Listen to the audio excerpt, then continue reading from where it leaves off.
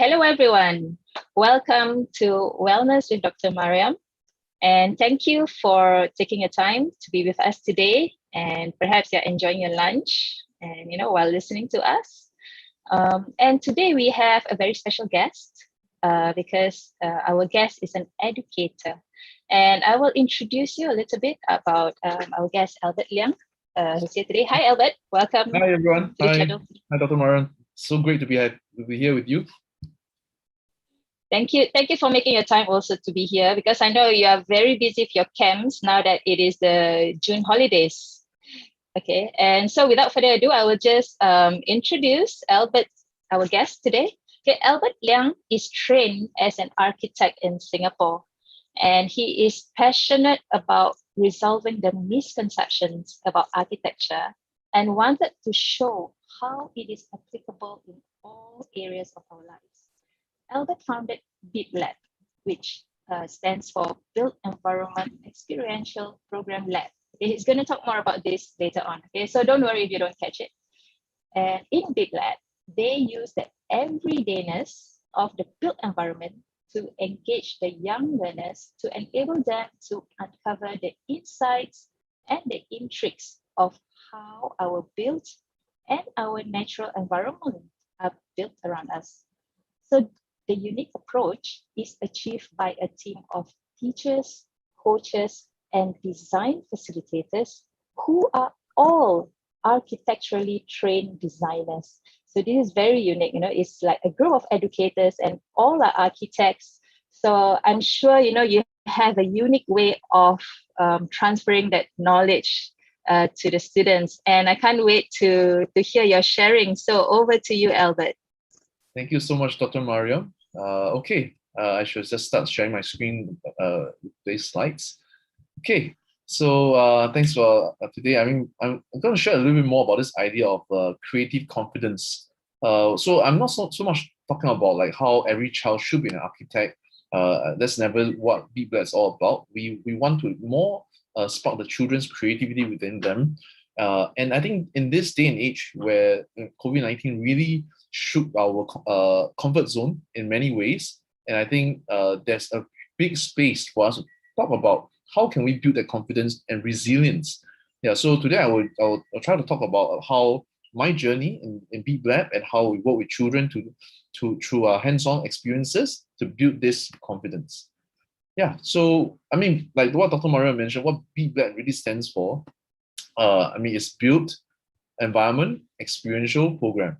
So we really want to get kids to just get out, not just in the classroom, but out there. The environment around us is a kind of a textbook that can teach us all the things that we need to know, whether it's math, or language, or sciences.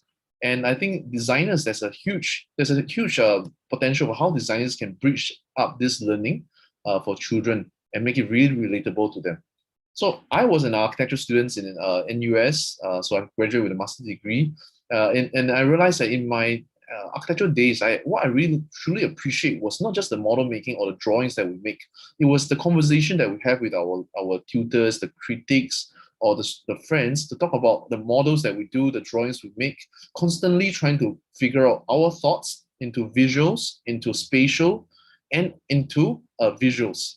So in that all that process becomes something very fundamental for how I think architecture can be very beneficial to children. But I didn't start off with children. Right after my graduation, I still went to the profession to be an architect. So I was involved in the building of Changi Airport Terminal 4. So I was an architecture executive, helping to build. And in that process, it helped open up my eyes to see the stakeholders of who are the people that build and shape our environment, and realize that, wow, it's really not easy to get one thing built. It takes hundreds of man hours or thousands of man hours and different people specialists to bring things together. But so really, this journey of doing BBLAB is trying to fuse and explore this idea of how architecture and education can be linked. Because as a kid, I always wonder, hey, how does everything put together? And children, we naturally have this curiosity and question. But a lot of time as child growing up, I wonder where are the places I can ask, or how do I find out how things that can be built, right? And things are not just arts and craft. So that's the reason why I began this journey to explore architecture education. And really, B also provides me an opportunity and the children to come back to the basics of just being a child, explore like a child, will see the world like a child, and build like a child. Because a lot of times as an adult, we have this paiseh, we're scared we do things we will fail, or we tend not to try. But kids don't have that paisehness. They just, okay, I want to do this, I just do it, and then after that we then and figure out how to get things done. And I feel that in the journey of doing Big Lab, that has become the spirit that kind of reminded me of how we can learn and learn to play and play to learn.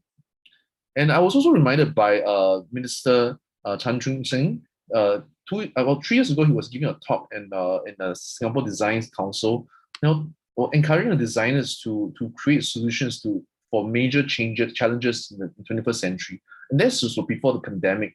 But I thought that statement was really important because the designers, whether it's adults or children, we need to prepare more designers in the future to really have that flexibility to overcome the different challenges like what we are in right now, the post-pandemic season.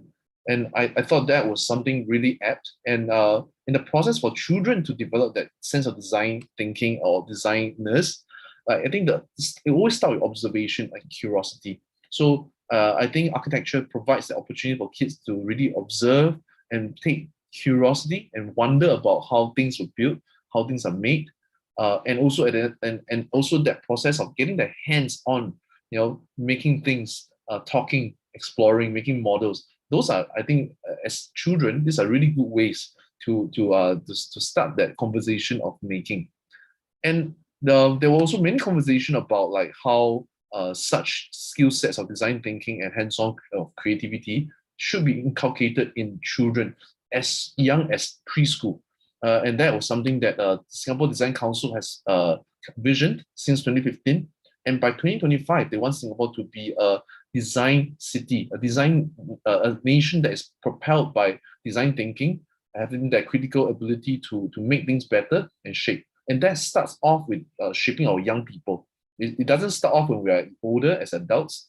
When we are young, our minds are flexible. Our mind is very malleable and willing to learn.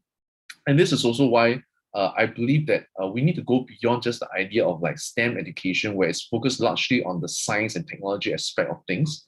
We need to bring in the element of STEAM education. And what does STEAM really means? STEAM education is to add in the state of the arts, which is the area of arts and aesthetic and even humanities. So STEAM is actually not a new concept. Since 2012 in US, they have been trying to add this element of arts into STEM so that really we look at something more holistic rather than just the technological aspect, but also the cultural, the fine arts, the liberal thinking, and also the multidisciplinary learning ability. And this is where I find myself as an architectural trained person that this art is actually very meaningful, because it's not just about like drawing well or making things nice on the surface. It's actually about something much more interdisciplinary, something that combines all these different subjects that children learn in school and really make it connected by architecture. Because architecture is actually a subject matter that we live in, breathe in every day. I mean, like Dr. Mariam, you and I right now, we are sitting in our homes, right? I mean, this is an architecture. Or whether the office that you guys, our friends, you guys, and audiences you're watching and all in are also some form of architecture. So really is to create that opportunity and awareness for us to see the integratedness. And I believe that that combination will provide a sense of creativity and a refreshness to see how we see the world around us, no longer just as boxes or spaces, but as a living, breathing, and functional places that we can make our life better. And we try to make this process of architecture much more relatable to children by breaking down into components such as art, community, history, technology, and nature. These are things that the children are very familiar with. And by highlighting these elements around, and as we go about teaching and getting kids to experience, and they will find that, hey, actually, architecture is not that scary after all. Although as much as it sounds that scary, but and especially in my uni days as an architecture student, I also realized that another very important skill that architects really learn is about adaptability and resilience. Staying overnight, or even working through the ideas, or when difficulty comes, we have the grit and perseverance to adapt and also to push through. And I think it's very valid also in this post-pandemic times, where we need to be very flexible to in uncertain times. So that's why this question of what really and how do we ignite the creative confidence in children, right? So that has been BeamLab's primary goal, is to continue to find out that how can we do this. So I also did some psychological research to see how building and design is linked to psychology and of the child's development. So allow me to share with you guys how that looks like in a psychological perspective. So many times we wonder about whether we can or can do things. Like sometimes, like when we face a challenge, we tell ourselves we're going to avoid it, flight or fight, right? So there's this idea in psychology called self-efficacy. Self-efficacy is actually, and simply put, in this highlight part you can see, is a person's belief in his or her ability to succeed in a particular situation. Is that when things happen, do you like say, yes, I can, or like, oh no, I cannot lah, I'm always a failure, and we realize that that kind of mindset can be trained, and it also could be a negative mindset, could also sit in our mind and then prevent us from succeeding or overcoming challenges. So how do we overcome this from I can't do it to I can do it?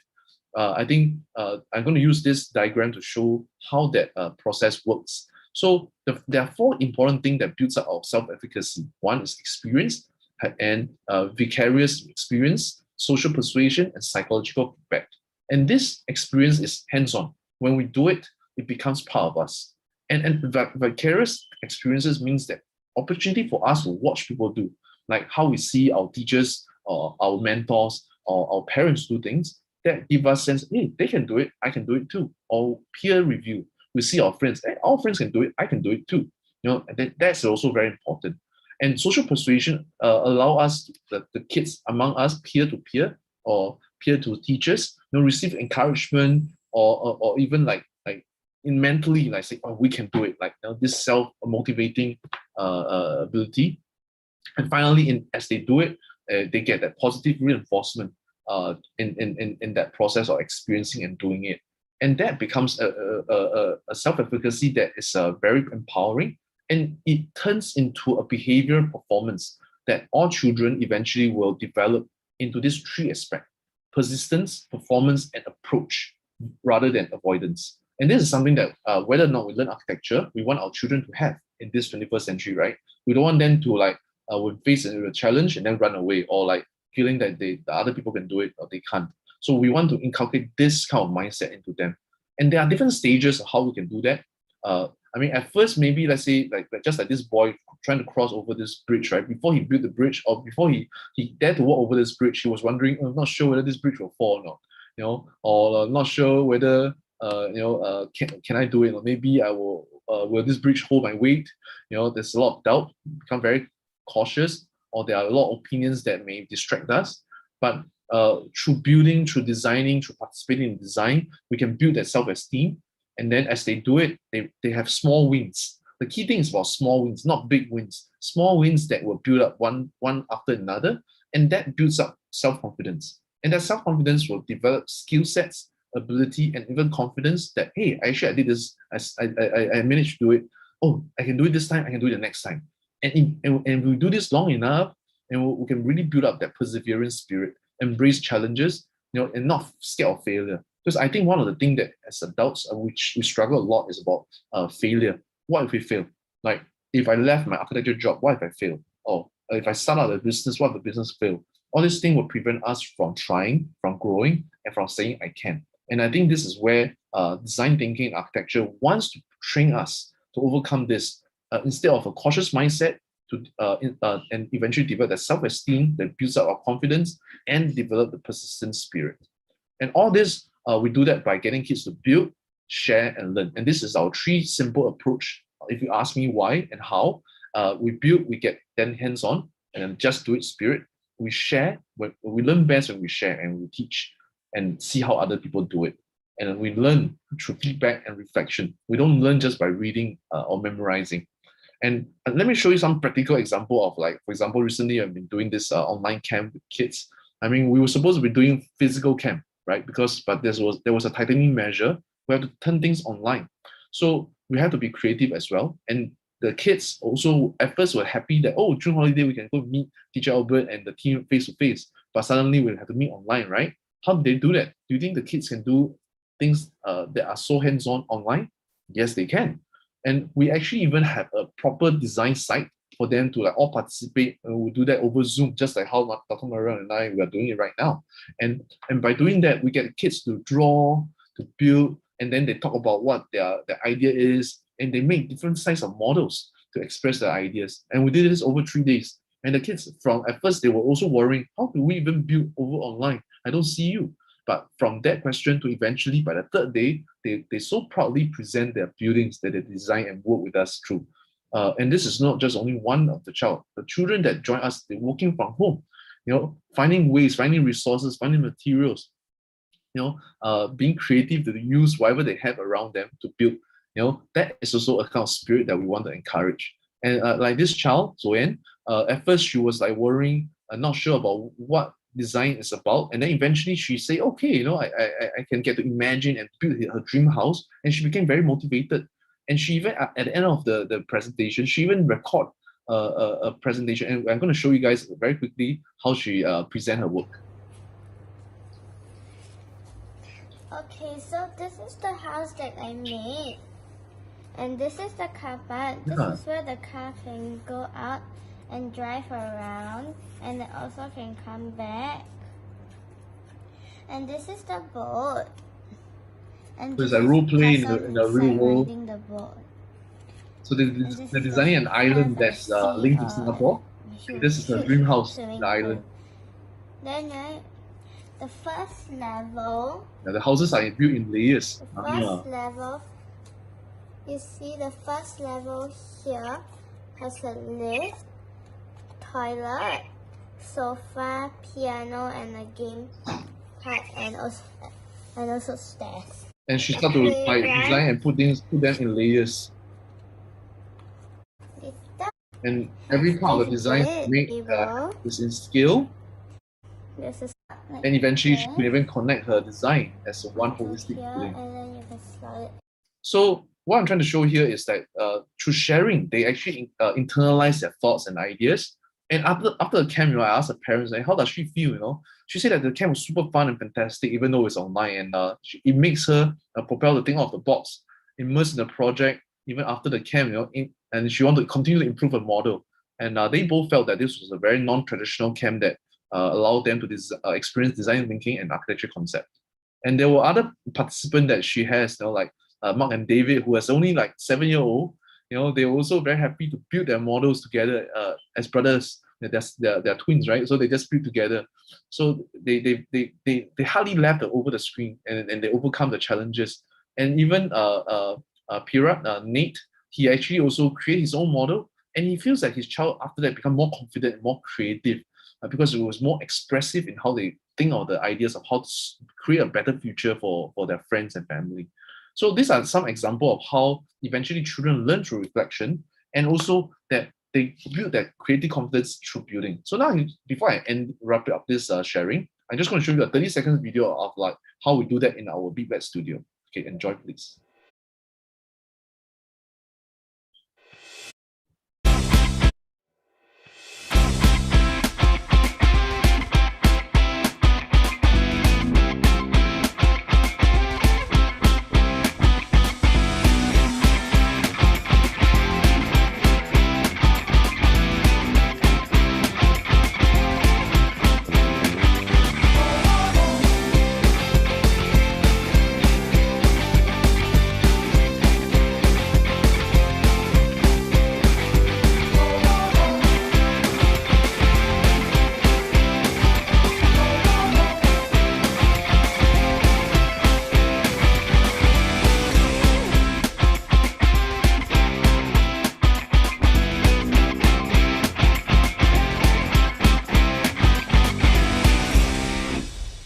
Okay, so to end it all, to be creative and confident, we need to learn from environment, learn from each other, and learn to build, share, and learn.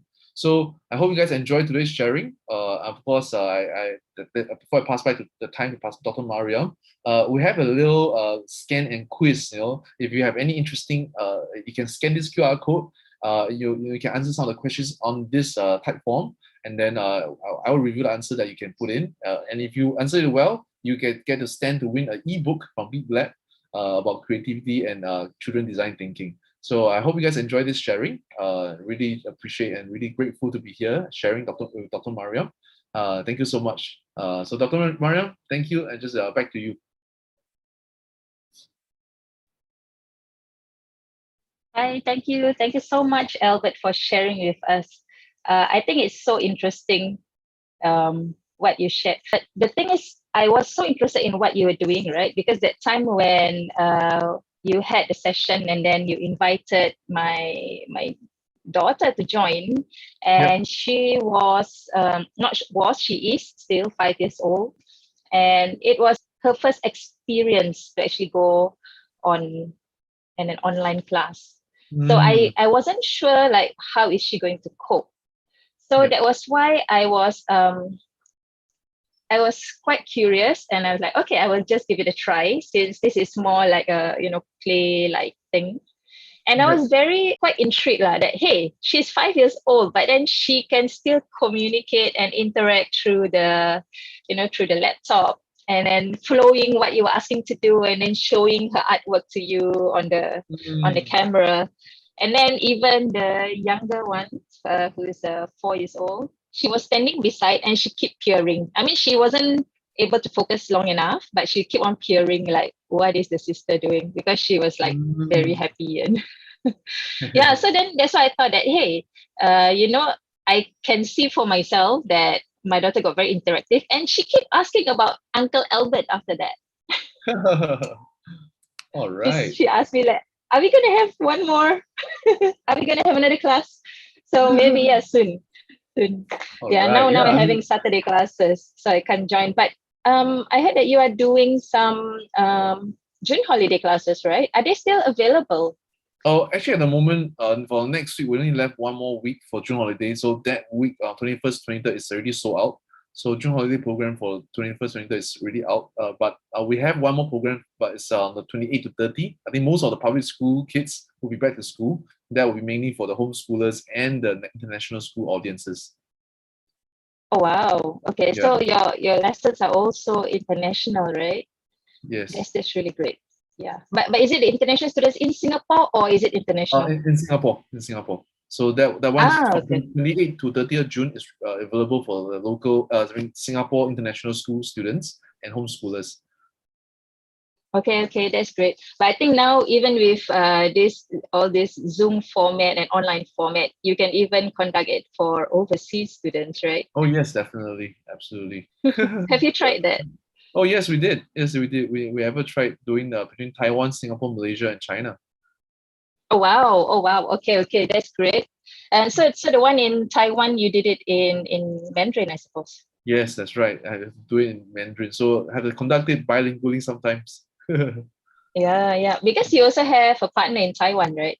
Yes, right. He's the Yu Jun. He runs a FunMaker. Now he runs a FunMaker Foundation that's based in Taiwan. Yeah. Okay, that's really cool. And I think your topic today is very relevant because during these pandemic times, we keep hearing this talk about resilience, mental health, especially in places where we have the lockdowns, or in Singapore we have circuit breaker. And even if it was 2 months, I could see the effects on my own children. So I think it's great that we can find ways to also build resilience in them through play. Yeah, because of course there are a lot of other ways to build resilience for adults, and I've attended classes for adults, but I'm thinking, how can I build resilience for my kids through this kind of classes, which is a bit hard because there are a lot of theory, a lot of talk. So I don't think my kids can really sit through like 2 days of course like that. So I think the alternative that you provide like building that resilience through play, I think is a really good concept. And I think it gives more awareness to parents out there that, you know, if they feel they want to start cultivating that creativity, that resilience in the kids, I mean, there is something that's available for them. That's right. Yeah. Wow. So thanks a lot for sharing today. And I will also share something that is going to be coming up pretty soon on the 26th. Okay, so in my platform, I feature a lot of practitioners, educators, wellness consultants, health consultants, okay, from various different practices. Why? Because I want people to be aware of as many options there are as possible. And this is also because of my own experience. Like, I have lived overseas for 15 years. And 2 of my children were with me when I was overseas. And then when I came back, when it was time to have my 3rd child, I decided to come back because I think now I need my family support because, 3 is quite a handful. 3 kids under 6. Yeah. So I'm glad that I have that social support. So, I mean, for me, it brings a lot of awareness on the different things that contribute to our wellness. So I would like to share that I have compiled together, all the different information about what are the things that constitute our wellness. And actually, this is not something that I made up. Okay, it is from the Global Wellness Institute, okay, which talks about the 8 components of wellness. And sometimes they say there may even be like up to 12 components of wellness that have been identified, but the 8 components are the one that I mostly talk about. And what are these 8 components? You can come to my talk because I'll be having it on the 26th. It's up on my Eventbrite now. You can check it out. Okay, I'm sure like most of you got it you got in this link through my Eventbrite, so you can just scroll through the published event. I just put it up just now. And then, so I'm going to talk about the 8 components of wellness and how, we can use this to help us achieve a work-life harmony.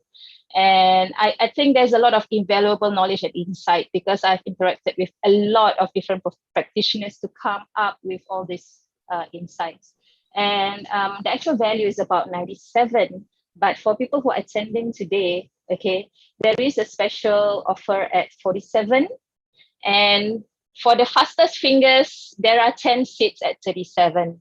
So if you feel like you really want to go, just grab your seat. And, it doesn't matter at which price you're going to get, because I think that wealth of information, you really cannot get it at this price. Because when I go for consultations, 1 hour consultation costs a minimum of $120 per hour, for a professional consultant. So I'm sharing the information that I've gained over all this interaction, and I think it will be a good kind of introduction to the 8 components of wellness. And also the participants will be getting some snacks, healthy snacks, because I believe that food is an important basis of health. Okay, one of the simplest and most important. So I will be giving free snacks for everyone who register at whichever price that they get the ticket at. Okay, so that's my sharing for today. And and remember to like the YouTube page and subscribe to my channel. Okay, and also visit Albert's website to get more information about his upcoming programs. And so with that, thank you again, everyone, and hope you enjoy the rest of lunch and the rest of the day. And, thank goodness it's Friday, right? Yeah. So it's going to be weekend. Yeah, TGIF. All right. TGIF. All right. So have a good afternoon and see you all in the next session. And see you, Albert. Thank you so much. Bye. Thank you, Mariam.